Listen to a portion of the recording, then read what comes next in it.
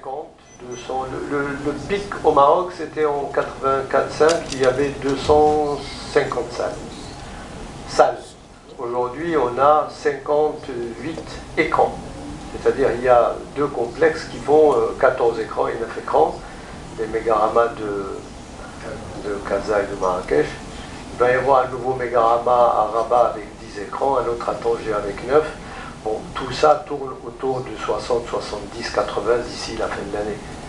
Mais c'est pas suffisant, c'est clair. Mais pourquoi les gens ne vont pas au cinéma? Vous le savez très bien pourquoi ils ne vont pas au cinéma. Parce que quand vous êtes chez vous, vous avez la possibilité chaque soir de regarder 100 films sur votre parabole et votre décodeur piraté. Voilà, et vous avez tous les films qui peuvent passer. Et quand vous avez dans ce qu'on appelle les salles de cinéma, soyons honnêtes, la plupart ce n'est pas des salles de cinéma, il n'y a aucun des conforts qui vous permettent de voir les films, à part les complexes de Casa, Marrakech. Quelques salles qui ont fait un gros effort aujourd'hui à Casablanca, et tout ça, ça ne fait pas beaucoup, quoi. Moi, je trouve qu'un film comme Road to Kaboul qui fait 400 000 aujourd'hui, c'est magnifique, quoi. Et d'autres, vous savez, on a eu pas mal de films qui ont fait 90, 100, 115, 140, 150. Nous avons ici des producteurs, des productrices qui ont fait des films qui ont fait 100, 150 000 pesos. Mais ça ne rapporte pas ce que ça a coûté. Ça ne rapporte pas. Il faut qu'ils fassent à l'avenir 500 000 ou 1 million de spectateurs pour pouvoir rentrer dans les frais et repartir. Le modèle, on le connaît, on était en train de parler avec Wacovio, c'est aujourd'hui, il faut interpeller très sérieusement le modèle qui nous a le plus inspiré, le modèle européano-français. Il ne marche plus. Mais nous, on ne peut pas non plus l'abandonner totalement, parce que si on l'abandonne, on n'aura ni un modèle commercialiste que nous ne maîtrisons pas et qui n'existe pas, ni celui qui permet aux réalisateurs de faire des films et qui ne fonctionne pas. Au moins là, on a de l'œuvre, on a des produits, on a des choses. Avoir 20 films ou 25 films par an, c'est le tour du monde toute l'année par des Marocains qui sont présents partout, de Pétersbourg à Niamey. Voilà, nous on peut être présents. Bon, ça ne rapporte pas. Mais faisons en sorte qu'au moins les sociétés de production qui produisent des films, grâce à l'aide de l'État, ne perdent pas d'argent. Qu'on leur permette de vivre, mais qu'ils ne perdent pas d'argent, parce que dans ce cas-là, ils vont tout arrêter. Et nous avons ici des gens, aussi bien Talkaoui, il y a Caroline, il y a Gilahi, il y a Rachida, c'est des vrais producteurs, c'est des gens mais qui vivent mal. On ne peut pas dire que c'est des gens qui... personne n'a encore acheté de Ferrari. Voilà, c'est pas ça. Non, en France, ce qui distingue la France, c'est qu'il n'y a pas qu'un guichet. On les maîtrise très bien. En France, quelqu'un peut gagner de l'argent en étant producteur sans investir un rond de sa poche, sauf les frais de gestion. Ici, ce n'est pas possible. Avec un seul guichet, ce n'est pas possible. Un producteur ici, quel qu'il soit, quoi qu'il produise, des bons ou des mauvais films, réellement mérite de respect. Mérite de respect. Il y a Bracobio qui avait une remarque assassine.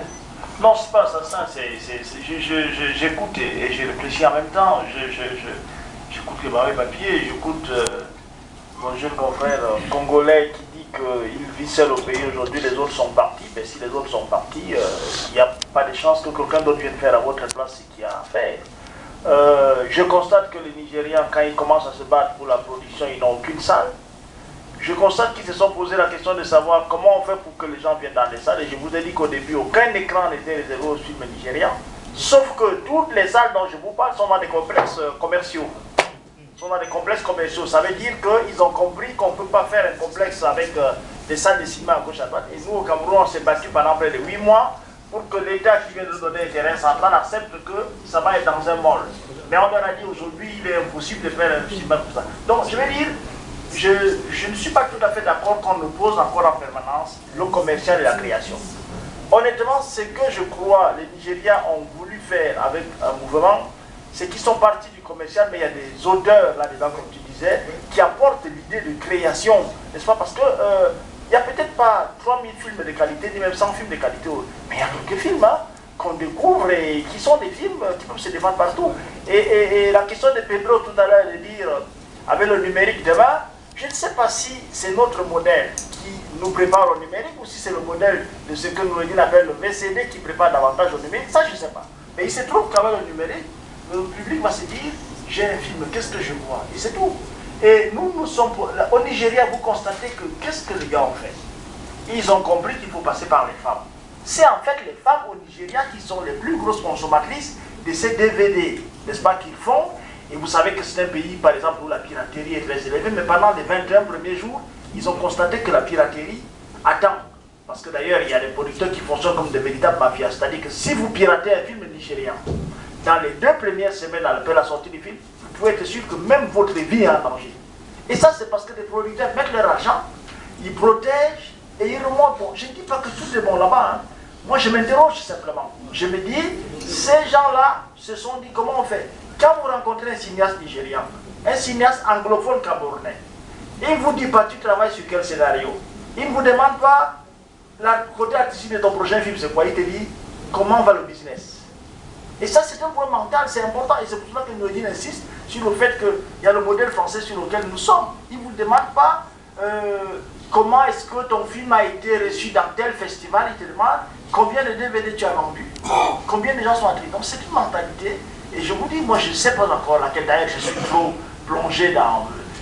si je devais changer, c'était il y a 20 ans que je devais changer. Je suis trop plongé dans la logique française pour penser à cela. Mais je m'interroge et je constate simplement qu'il y a des résultats qu'on peut discuter d'un côté et de l'autre. Et aujourd'hui, les gars ont compris que la formation compte. Ces jeunes Nigérians, aujourd'hui, sont formés à Londres, sont formés aux États-Unis, sont formés partout ailleurs et deviennent des créateurs qui existent. Et donc, ils vont avoir le truc.